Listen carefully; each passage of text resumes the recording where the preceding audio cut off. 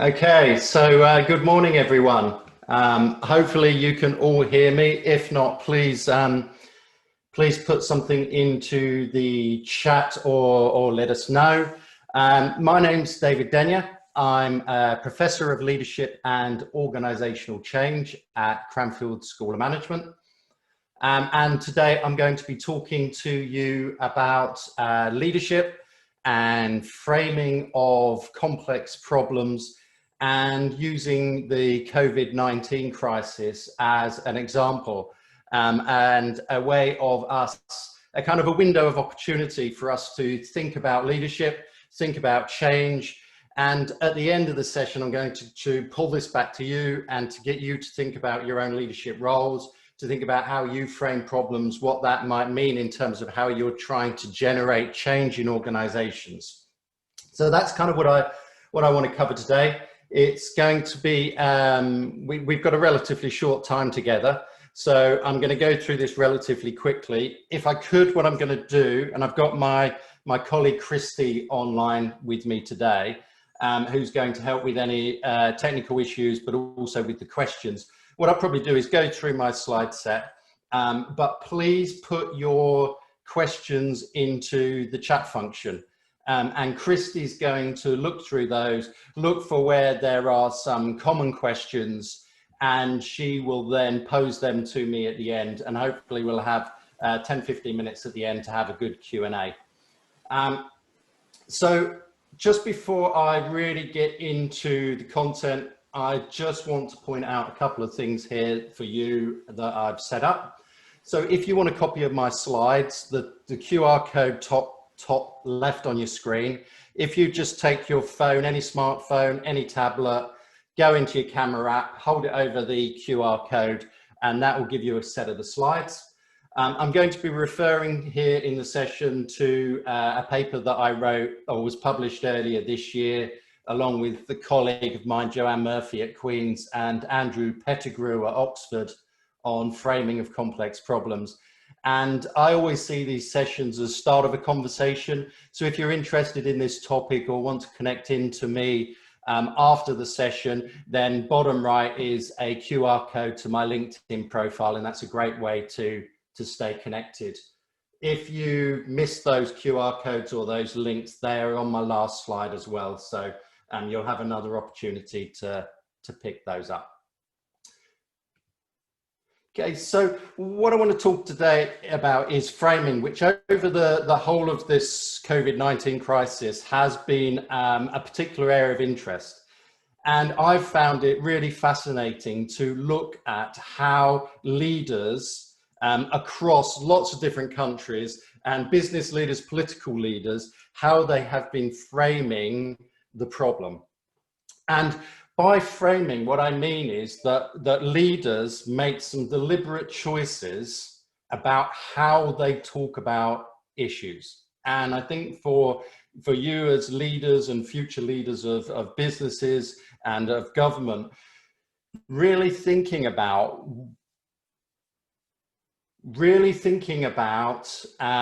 the way in which you frame the problem can lead to different forms of action. What we talked about a lot in the paper that I just mentioned in British Journal of Management is that the way that problems are framed can mobilize cooperation and generate collective action, even across groups that maybe have different aims, different goals, different values, different purposes.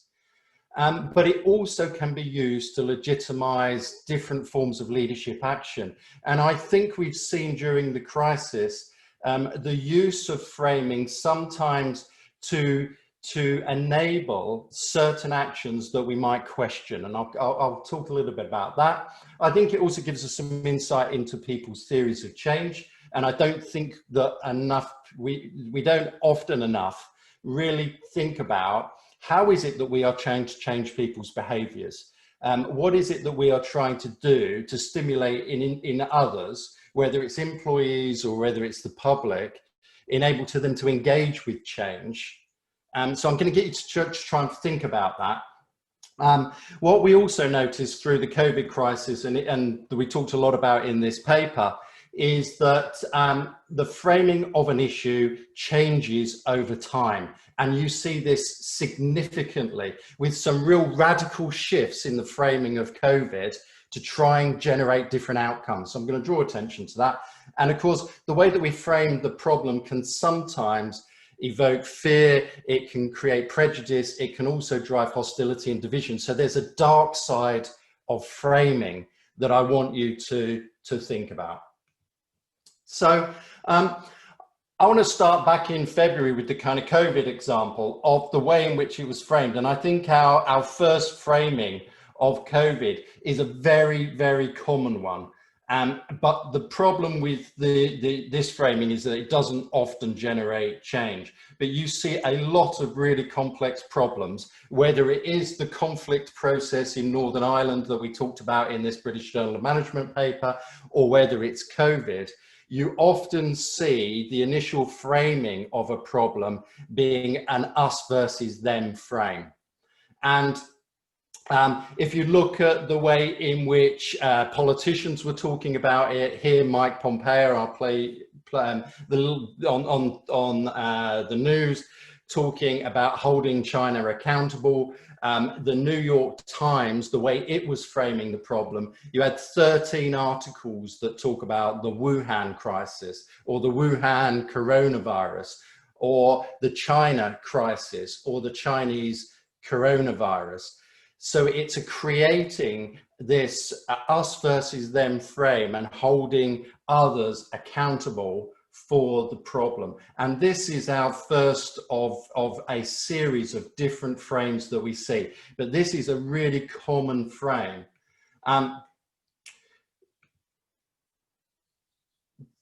The World Health Organization at the time picked up on this and said, look, if we are framing the problem as a Chinese problem, that's going to create stigmatization, it's going to create stereotypes. And in fact, some people in some countries were being assailed by strangers on the street because of this divisive framing. Now, what we then see is a shift away from this us versus them framing to a more collaborative framing. And you can see this with other types of complex problems, that when people realize that actually this us versus them framing doesn't really generate any change, it just tends to cause more conflict than it does actually settlement of problems. Then we start to see the framing change. So we start to see people talk about these complex problems as the problem is the system. It's a societal problem. It's about human nature rather than some kind of named other that is to be blamed for this problem. And so we start to think about using framing in a different way, placing the problem somewhere else and starting to use a frame that galvanizes some form of action. And it seems to me, at least, that we then start to use a frame across virtually all countries that is very similar. And the frame that really appears around this time was framing of coronavirus as a war. And this becomes the absolute dominant frame. So we've gone from us versus them to this more collaborative frame and using the war frame to galvanize collective action.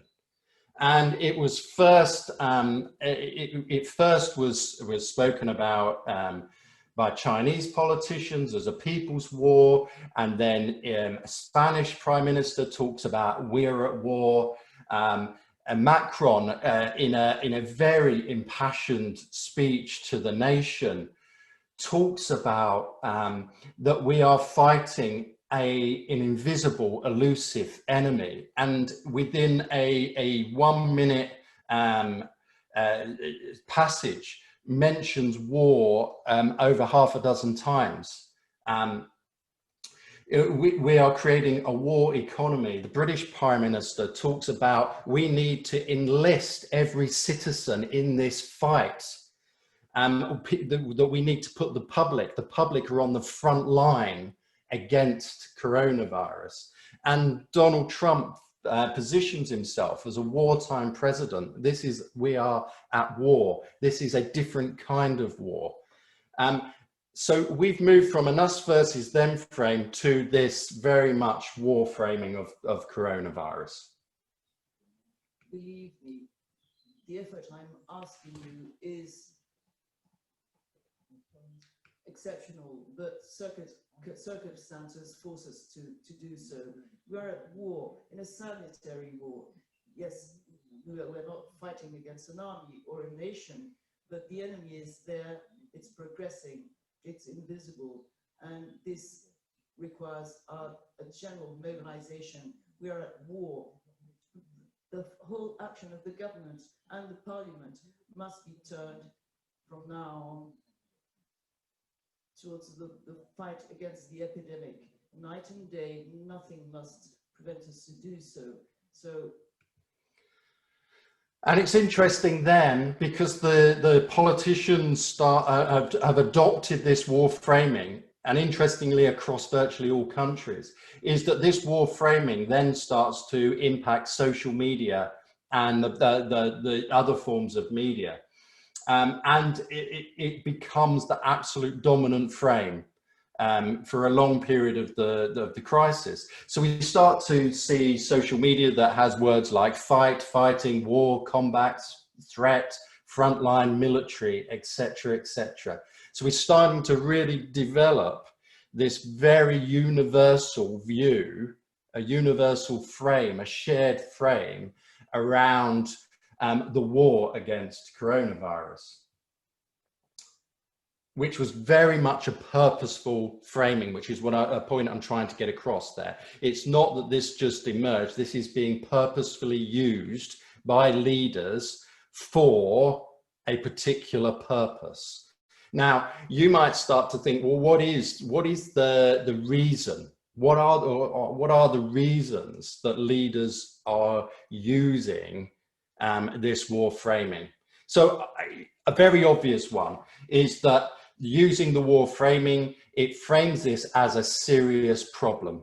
And if you as a member of the public are not taking this seriously, we're at war, you must take this seriously. So it really elevates the seriousness of the problem.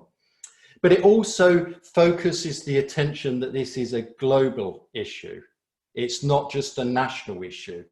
And then you might start to look at this and say, hold on, isn't there some other hidden reasons for this war framing?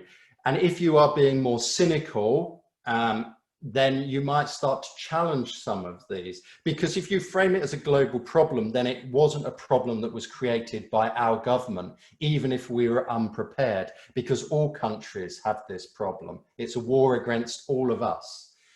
It also means that governments can start to maybe introduce some actions that ordinarily, out of wartime, would be seen as undemocratic. So in some countries, you've got heightened surveillance or increases in police powers or bills being pushed through government quickly that would ordinarily get more scrutiny. So it also shifts our attention to collective responsibility, that we are all responsible for fighting this war. And the war imagery can create cohesion, but there are some real issues with a war framing as well, because clearly people are scared by the war framing. It increases fear, it drives anxiety, it drives panic. It can also stigmatize those who have the disease because they weren't strong enough to fight it off, or that casualties seen as collateral damage of this enemy. And it can create this division, because if the problem is everywhere, then actually maybe we should close our borders, we should lock down, and therefore it can create certain division within society. And of course, it focuses attention with this frame on fighting and not potentially on caring. And it's really interesting. There's a bit of a paradox or a tension within this frame, because in a war, everyone's asked to mobilize, but in this pandemic, everyone's asked to stay at home. So there's a kind of inherent problem with the war framing, which was why you started to see this actually peter out and disappear over time. And then we move into our third framing of the problem. And then we go into this science and evidence frame. It's about flattening the curve. It's about R rates. And it's about science and it's evidence. And suddenly scientific advisors are making significant policy decisions and are there in front of the cameras demonstrating. And this is all a framing issue, is the government's framing the problem as they are taking an evidence-based decision. And we get an introduction of new language into everyday talk, you know, R rates and so on. And this frame becomes the dominant frame. So we now already, within a few months, move through three phases of framing of the problem. And then we move into a fourth, which is linked to the third. But this one then becomes the dominant frame. The framing of the problem is we need to save lives and protect health services by staying at home, that it's everyone's responsibility. And this kind of save lives and protect our health services is delivered by politicians and scientific advisors around the world as a mantra. It is repeated, it is put on slogans.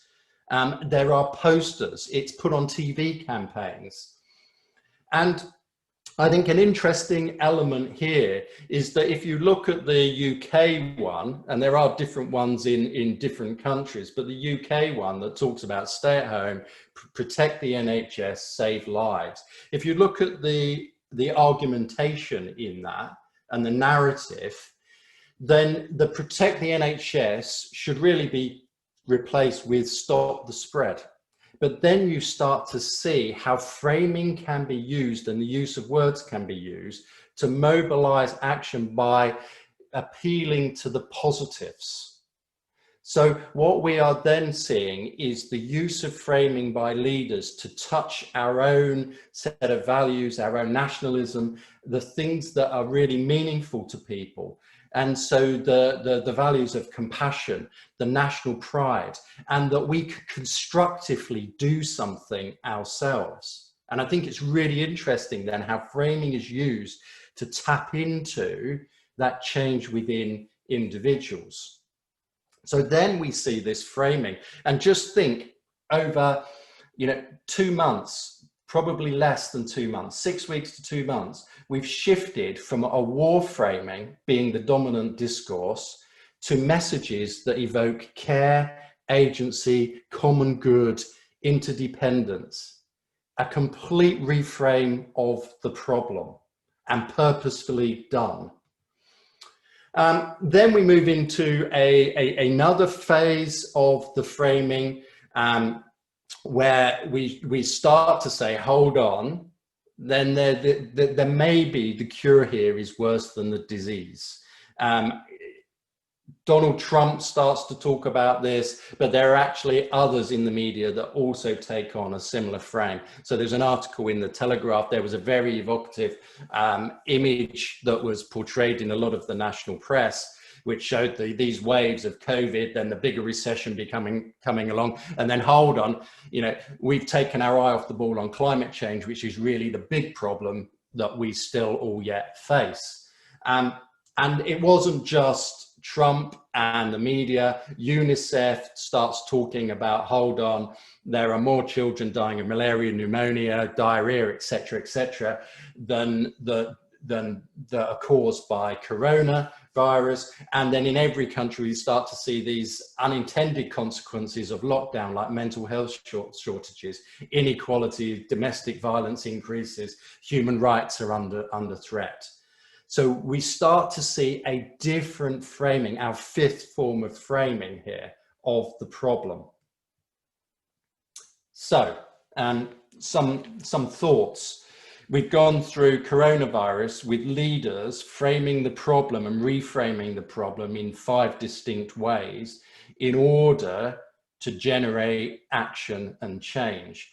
So then maybe as leaders, we could start to think about how do we use framing to generate the kinds of changes in organizations that we want to see. And that's what I want to just talk about in this second part. And hopefully you're putting some questions into the chat that we can have a conversation about at the end of the session. I want to just draw a little bit of theory literature to help understand this a little bit more. And there's a brilliant paper in a journal called Human Relations by a guy called Keith Grint, Professor Keith Grint. And he draws on some of the older work on problem definitions and this distinction between tame and wicked problems that first came out by some people called Rittel and Weber back in the 70s. And the way that they deconstruct these problems is to say, look, there are different types of problem, and different types of problem require a different type of response. And they also mean that the way in which you frame the problem can legitimize a certain form of action.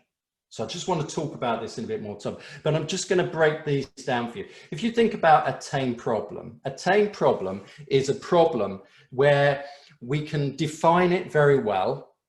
We all kind of agree that it's a problem. There's a stopping point, so we know when we've solved that problem, that we can justify that decision of the action we've taken is because we can say, well, that was right or that was wrong because we solved the problem or we didn't solve the problem.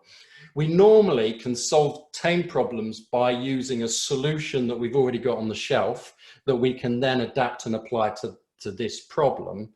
And we can usually do trial and error, and we can try the solution. If it doesn't work, we can abandon it, try something else. What Rittel and Weber and Grint argued is there's a class of problems, and I think as we move into, further into the 21st century, you as leaders in the world are facing more problems that aren't necessarily tame problems, but are more wicked problems. With a wicked problem, you've got no definitive problem statement. Yeah, so we can't even agree on what the problem is, let alone what the solution to that might be. We don't really know how much we need to do to deal with the problem. So we never know we've done enough with a wicked problem. There's no right or wrong, because if stakeholders think of the issue in different ways, think about the issue in different ways, then any solution is only going to satisfy some of those stakeholders and not all the stakeholders. Every wicked problem is unique.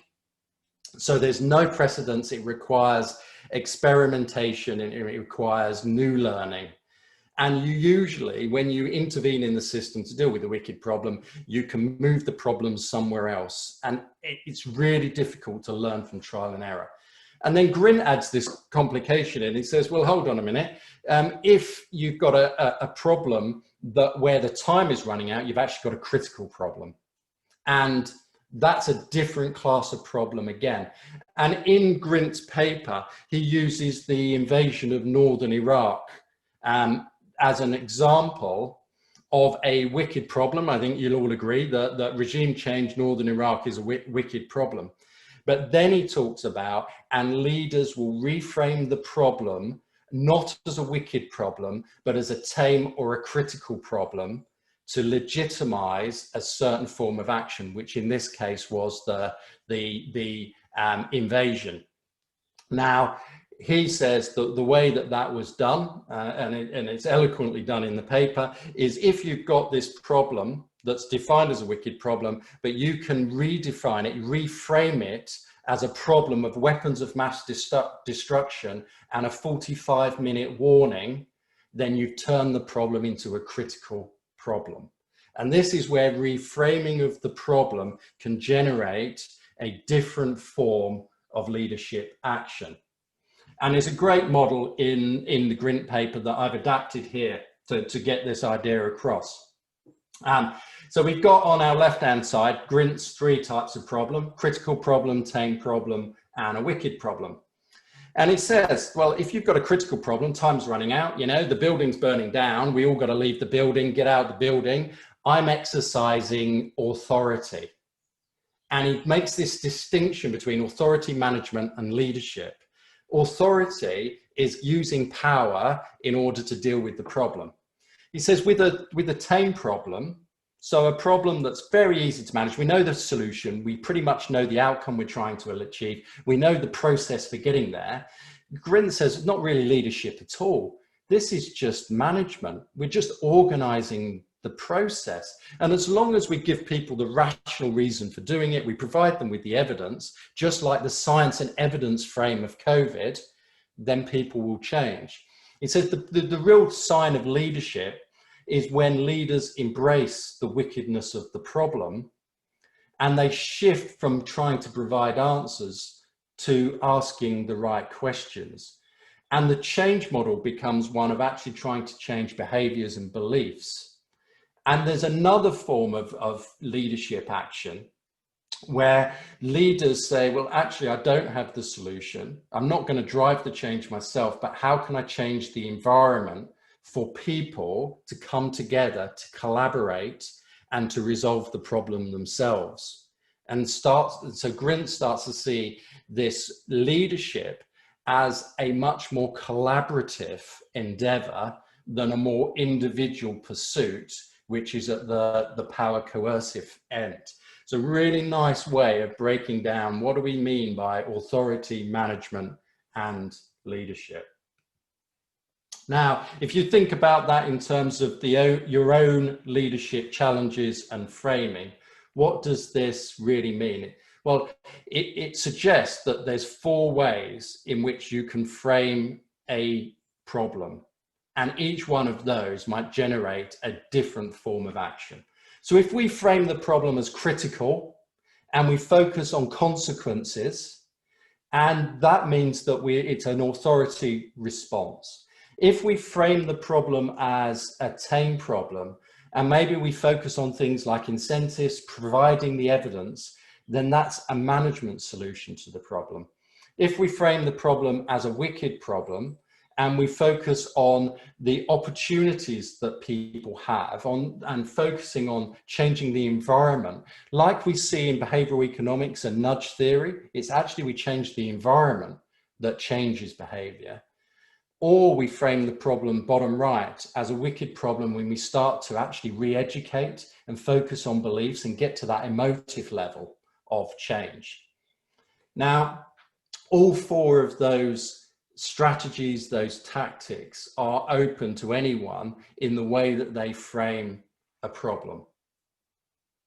The challenge I see in terms of leadership as we move forward, and it'd be really interesting to get your views on this, is that I see that this leaves us with a paradox of leadership, which I think is a real challenge for moving forward in the 21st century.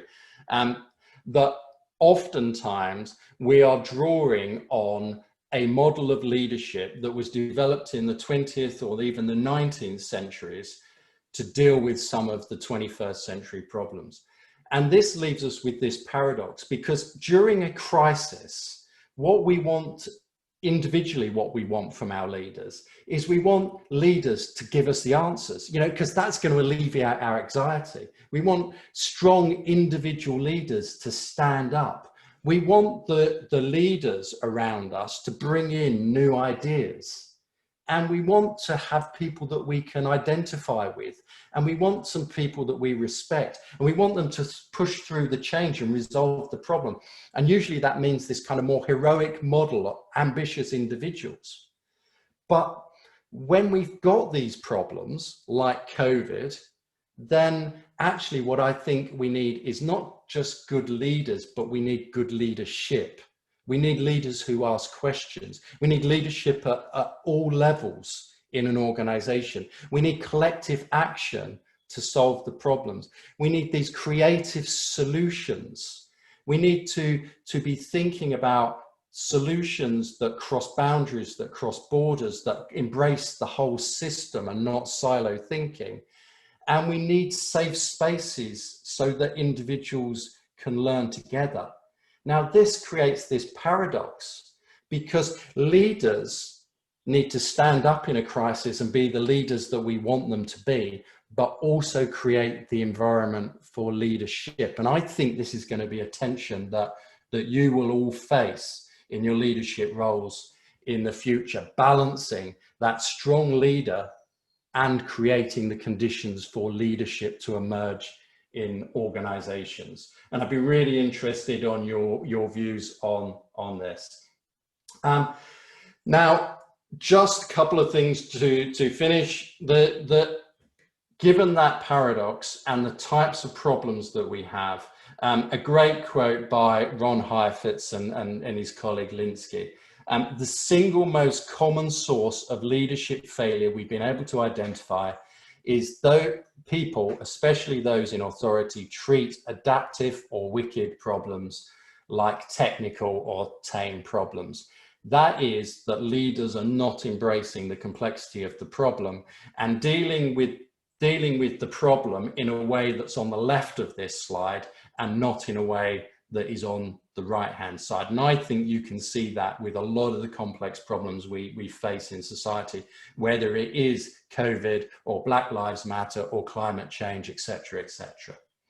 And I just want to, my very last slide, before we get into some questions, is I could just give you a business example. And this literally was from a conversation I had last week with a senior leader in Apple who was responsible for their IT systems and backup solutions.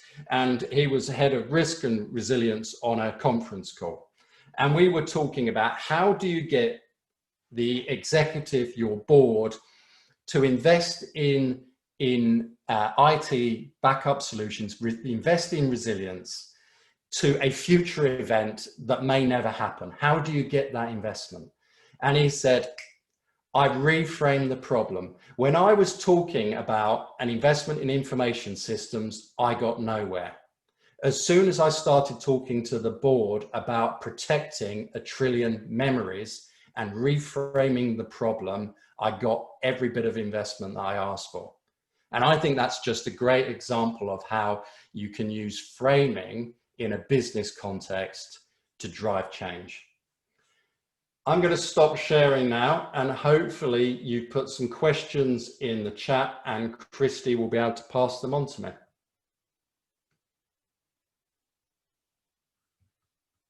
Oh, I did say, sorry, that I would put up this slide. I'll leave that up for a couple of seconds, just in case you didn't get chance to swipe the QR codes, and gives Christy just a few seconds to come up with the questions that we've got. So I think just in summary, you know, really think about the way that you frame leadership challenges. Are you framing what are wicked problems like they're tame problems? Are you falling into that trap? What's the theory of kind of change? How do you think you are changing behavior by the way that you're framing the problem? And I think that's really interesting to think about, like that Apple example, someone really tapping into people's beliefs, the emotive side, rather than giving the rational way of dealing with the problem. And how might you frame problems differently to get people to come together and to act in a more collective way? So that's the session. And Christy, have we got some questions? Yes, we do. So we've got one coming from Jessie Hurst. So which leadership skills would you say are key to be able to move from a management paradigm to a leadership paradigm when dealing with critical / tame / wicked problems, i.e. how do leaders learn to frame problems differently? Yeah, great question. So I think the leadership skills that are required. Now, I presented those two on my slide as here's leaders and a leadership view, and here's leadership. What I don't want to get across is that we need to throw out the leader view and shift wholesale to the right on the leadership view. For me, the really clever bit is shifting from an either or to a both and it's being the leader that people require during crisis to the leadership model that enables collective action. Now, if you want to create collective action in an organization, I think there's a few things that leaders can do to enable that. I think firstly, it's about thinking about purpose and communicating the purpose that we're all striving towards, to trying to achieve. Now, if you think about, Martin Luther King didn't say, I've got a dream about 4 KPIs, 3 goals and a mission statement. It's conveying a collective sense of need and purpose. And I think through COVID, a lot of organizations are thinking about their purpose, what's really important to them. And I think that galvanizes. So for me, leadership, galvanizing sense of purpose. And the second one I would mention is creating psychological safety in an organization. People will not take ownership of problems when they don't feel that there's some degree of a safety net that enables them to take some risk and to fail, and that they'll get some backing and support for doing that. I think through the COVID crisis, what a lot of leaders have done is centralized decision making. So a lot of executive teams make the decisions themselves, and then see their role as informing others and communicating. Lots of them say, like, we've been brilliant at communicating, but communicating is not involvement. And I think people want involvement in the change in order to really embrace it and to take ownership of it. So for me, purpose and psychological safety, 2 skills moving forward. Brilliant. So we've got another question here that's coming from Paul Thomas, and it's about any insights on country resilience. So from a company organisation perspective, he thinks few would have considered the COVID pandemic. Any insights on this? Yeah, really cracking question. What was the name of the person that said that? Paul Thomas. Paul, yeah, really good question. And resilience, one of my topics that I do a lot of work on. And for me, resilience is about, do we anticipate the problem? Do we prepare for it? As well as do we adapt and learn from it? And the better way to be resilient is to anticipate the problem, not have the problem in the first place. So it does raise this question, should we have seen it coming? And a lot of people at the moment, we talk about COVID as though it's a you heard this expression, black swan event. I fundamentally disagree with that take. And there's some things being written about at the moment, it's not a black swan, it's a dirty grey rhino that was coming. Now, there's some reasons why, that's problematic. If you look at a lot of national risk registers, pandemic was the risk that has highest consequence and highest probability on national risk registers. It is also on a lot of companies' risk registers. Well, it's not that we didn't anticipate that this could be a problem, it's that we lack preparedness for it. And it goes back to that point that I was saying with the Apple person. How do you get someone to invest in preparedness when the probability of the problem is so low? Well, I think it goes back to that. You've got to use framing then to tap into this more values-based proposition than one that is more rational, empirical. If you're just giving the facts, invest in my IT systems because I need the investment to have backup, you don't get the investment. If you start to say, can you invest because we're actually protecting 1 trillion memories, and that's unforgivable, if you frame the problem in that way, then perhaps we might have got a bit more prepared. What's the next one, Christy?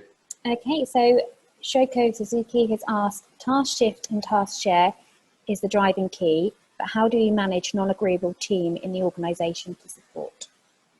Well, it's another cracking question, yeah, because if you think about my 3 different forms or 3 ways of thinking about leadership. So the GRIMP model that had authority, management, and then leadership. In authority, there is no disagreement because the leader decides. You know, leader says we're doing this, we do it because it's that power coercive model. Interestingly, I think in the management model, it is more about building consensus to a way forward and getting people on board and on the bus. And I have a kind of a bit of an issue with this, with organizations, that I think leadership is often about managing the diversity of views, managing the tensions. And actually, maybe we need some degree of tension in order to get action. You know, there's a great old piece of psychology called the Yerkes-Dodson curve, which talks about the stimulation and performance. You know, if you've got people where they don't have stimulation, there's no anxiety, there's no tension, there's no impetus, then you don't get high performance. But if you go to too much anxiety, too much stimulation, too much disruption, then you also don't get high performance because you've increased it so much beyond a tolerable level. There's a sweet spot there. And Heifetz in his work talks about a productive range of distress. So I'm not so certain we should be trying to create organizations, particularly in crisis, that everyone just agrees with everyone else. We form a consensus. Actually, maybe we do need that level of disagreement in order that we embrace some different perspectives and we get a variety of different solutions to the problem. Hi, David. Probably got. Yeah, I'm just about to say, David, you've got three. I can see it clock ticking down. We've got 3 minutes. 21. So probably time to maybe ask one quick question and then wrap Perfect. up, I'm afraid. Yeah, so this one's got a lot of likes. So Michaelis Mayers asked, how do you deal with leaders who deny scientific evidence and ignore specialists by shutting them down? Yeah, it's a very good question. I think it's been really interesting because a lot of politicians prior to COVID, they were moving into an almost anti-evidence, anti-scientific frame. I think COVID's kind of brought that back in. I think one of the real issues that we all have with a really complex, wicked problem is that there's multiple perspectives on the problem. So there's very rarely concrete evidence and it's very easy to deny the existence of the problem. This goes back to my point about leaders framing the issue in a way that they want to achieve certain forms of action. And I think the denial of that science and leadership frame is probably more in the authority camp because that's what they're trying to achieve. So I think it is very difficult. I think from a scientific perspective, it's that old adage about speaking truth to power, demonstrating the evidence. But I think leaders in this day and age, if they dismiss or go against the evidence, and then they are putting themselves at risk because, you know, eventually I guess that catches up. As we saw with climate change, how many years did we deny that as an issue? Right. Good. Well, look, I said I'm happy to pick up questions afterwards. I hope you enjoyed it. I hope you thought it was thought-provoking and got you to think a bit about your leadership role, connecting with me on LinkedIn, and great to be part of this. Thank you for the opportunity.